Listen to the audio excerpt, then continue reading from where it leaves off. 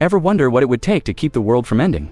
For the Aztecs, the answer was simple and terrifyingly literal: human hearts. They believed their sun god, Huitzilopochtli, was in a nightly battle with darkness. To rise again each morning, he needed a fresh supply of blood.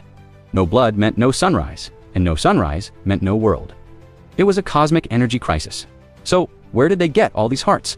Mostly from ritual wars fought with neighboring states, where the losers became the offerings.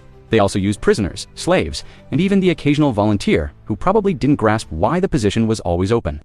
Once chosen, the process was as dramatic as it was final. The sacrifices were celebrated as heroes, paraded up the temple steps, and laid on a stone slab.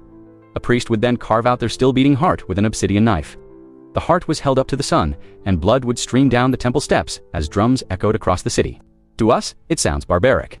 To them, it was about maintaining cosmic balance, literally keeping the universe from shutting down every single morning. Meanwhile, in ancient Hawaii, the volcano wasn't a what, it was a who. Meet Pele, the goddess of fire and fury, a divine natural disaster with a very short fuse. When she erupted, it wasn't just lava, it was a full-blown tantrum. So, how do you calm an angry volcano goddess? You could start with food, shells, or fine clothes. But when Pele really started launching molten death across the landscape, a fruit basket wasn't going to cut it. That's when the offerings got personal. Victims were chosen for their beauty, their rank, or just the cosmic misfortune of being the person the priest pointed at. Some were tossed directly into the lava, while others were burned alive at the crater's rim as a fiery apology to the goddess. The logic was brutal but simple. Sacrifice one person, so Pele would go on a killing spree and wipe out everyone. For the Incas, the Andes Mountains weren't just scenery, they were alive. These were the Apis giant cranky mountain gods who were basically the world's most powerful landlords.